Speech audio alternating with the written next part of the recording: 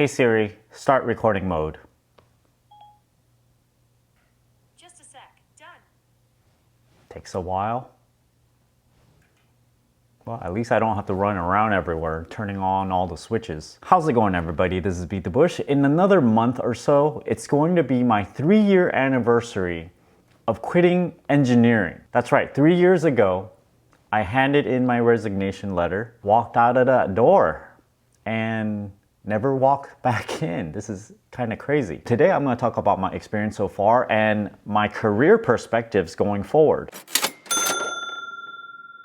This video is brought to you by Webull. If you guys are interested in getting 2 free shares of stock valued at up to $1,400, you can check out my referral link down in the video description below. You get 1 free share for signing up, and if you want to get another share, just deposit $100. This $100 that you put in is not membership money. It's your money to invest in, and as soon as you get these stock, you are free to liquidate those stocks that you get for free and also to transfer all this money back into your bank account. So this is just free stocks for you. Now, there are a lot of people trying to sell you courses out there, trying to say, hey, be your own boss, including those MLM pyramid scheme things or like courses that they try to sell you and say, hey, you can be your own boss, just do social media or something, you can be a millionaire, things like that. You know, I just don't sell those kind of courses. I just feel like it's like ripping people off. So why not just talk about what I actually did? You know, this is the course in itself, these videos that I make. The truth is, all of this seems very romantic. You hate your job, maybe your engineering job, you're in a cubicle environment and your boss tells you to do a whole bunch of stuff that never matters. Maybe you design a bunch of products, like personally for me, and it never makes it out into the open market, so it just feels like it's your waste of time. The question some people have about this is, can I ever work in engineering again? And the truth is, I don't know. Being out of engineering for 3 whole years, who's gonna hire me? I mean, I feel like I still know the same amount of knowledge as back then. I may be a little bit rusty and a little bit of programming here and there, but generally whenever I switch jobs, I kind of almost learn a new programming language every single time anyway. Let's say I have to. I lose all sources of income from YouTube. Somehow I cannot make any money from investment gains or any kind of dividends, right? Let's say I'm cut off, 0, right? And I have to go back to work for whatever reason. And so I have to rebuild my resume. I have to submit it to a whole bunch of companies, and I probably have to tell them what I've been doing these past 3 years. I can kind of twist it and say, oh, maybe I am, you know, following my entrepreneur spirit. You know, I go and open up a YouTube channel. Nothing about engineering. So they're gonna go, you're not practicing engineering. Instead, you're just making all these weird videos online, making stuff about finance and things like that. So it's completely unrelated to the topic of getting that job because they want experience in engineering in itself. So in this respect, I probably have to show my future employer that I am not very rusty and that I can pass their interview questions, V equals IR, you know, programming a whole bunch of stuff, that I am sort of up to date still with whatever company that I am applying at. I anticipate whoever interviews me is gonna go, wow, good for you. You like went off and did whatever you want. It's like whenever I interview someone and I found out that they took a year off, they went traveling in Europe or something, and I'm like, oh my. I was just kind of envious of people that did that. But there's always in the back of my mind is, did they do that because they couldn't find a job and then they did that? Or did they just purposely do that and then they come back and they're just saying that they went on a, you know, 1-year travel trip? If I ever apply for an engineering job, I don't think I will be trying to hide my YouTube career because it's just too hard. I think if I just say I wasn't doing anything, it's probably even worse. So I do have to say that this is what I did.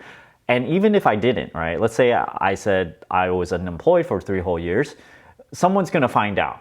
I feel someone is gonna know, and then they're gonna go, oh, so that's what you've been doing? And then they might have some opinion of some guy that has been, you know, kind of like in the media, and they might not even want to hire me because, you know, it might cause too much controversy or something. Realistically, if I ever have to wake up every morning at 8 to 9 p.m. or whatever, and then get into work, engineers over here in the Silicon Valley, oftentimes you can get into work around 10 a.m. or so for the more relaxed type of companies. But the idea of sitting in a cubicle again for me is very unappealing. This is something I don't want to do if I can help it. But like I said, if I'm forced to work for money because I cannot make money any other way, then I think it's gonna suck because I would just get very antsy and kind of impatient. I would be sitting in the cubicle and I want to get something done, and then I can't get something done. Mainly because as a self-employed person doing YouTube, I can pretty much just determine my own schedule. I have some goal in mind, I want to do something, and then I go right and do it. I don't have to, fill out forms, being blocked by red tape in corporate bureaucracy or anything like that. So not being able to do something very quickly, it might actually annoy me a lot, and I don't know how I can handle that. Probably something I have to deal with. There are people that says, why don't you just work at engineering for another year, earn a little bit more money? Why don't I go back now? Because, it's a lucrative career. It's just ridiculous to even contemplate that I should even go back. Because getting to my current position took me so much effort. It took me day and night of laboring. It's an equivalent of working 2 full-time jobs for an entire year. This is very, very hard work, roughly 80 hours, because I definitely logged my time in how much time I put in on this YouTube channel. Basically, I work my full 8-hour day at work, and then I come back and I pull off another 8 hours, roughly 6 days a week, because back then, when I was trying to get out of the job, I was actually doing 1 video every single day on this YouTube channel. So I put in so much effort in order to get out. If I were to go back to work, it would seem like 5 steps backwards. This is just how I view things. Some people might think working at an engineering job is not so bad because there are perks with it, right? You can have a bunch of coworkers, you can work in high technology, sort of applying myself because I do have a master's degree, and people, think this is just going to waste. What am I doing with this master's degree? Why am I not applying it to further humanity, to give a contribution to society? Let's say I try and I cannot get an engineering job. Someone that hasn't been engineering for so long, and also someone at my current age, maybe, they only want really, really young engineers, because in Silicon Valley, it's highly favored towards younger people because they're often a bit lower cost in salary. So I might hit an age limit. This might actually be a one-way street. I spent a lot of money paying for tuition in order to get this job, but then I also feel like I milked it enough. I worked a number of years in engineering so that, it wasn't a complete waste, because I made a whole bunch of money that would allow me to afford most of the stuff that I have over here. So if indeed I cannot get an engineering job, it basically means I have to fend for myself. From this point on, it's just kind of like a free-for-all. I just have to go look for money with my bare hands, which is in itself kind of exciting.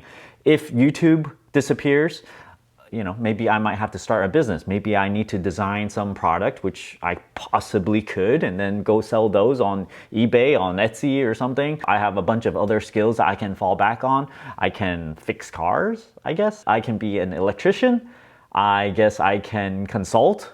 I can advertise. I can make videos, I guess. There's a lot of skills I actually built up that I am not kind of making it into a career. It's mostly hobbies for me right now. If I'm making enough money to sustain myself, and I have to say, yes, I am. I'm making enough, certainly not as much as an engineering job, but I am getting by just fine. 3 years after, I feel just fine. I'm actually very, very surprised that I am still alive, because when I pulled the trigger, I'm like, I fully expected something to go wrong. Something still can go wrong. But it's kind of like a leap of faith. I am still eating. I can even buy a car. So nothing is all that wrong right now, other than the pandemic, other than the California fires and all the rioting going on. It almost feels like the world is ending. Dry lightning fires that started all these fires in California. It's kind of scary right now because I can't even go outside. So anyway, I hope you guys enjoyed this video. Gives you some inspiration if you're thinking about quitting your day job, whatever it might be. Maybe it's accounting, maybe it's engineering, whichever it may be. I actually didn't jump head first into it, like with both feet. I actually took one foot, put it on another boat, and kind of felt it a little bit and made sure that it's kind of stable. You know, the income is stable and whatnot, relatively. And then I sort of stepped over. It's not a leap even. It was just kind of like carefully stepping over. Don't forget to check out my referral link from Webull. Push that subscribe button and ring that bell icon. Thanks for watching.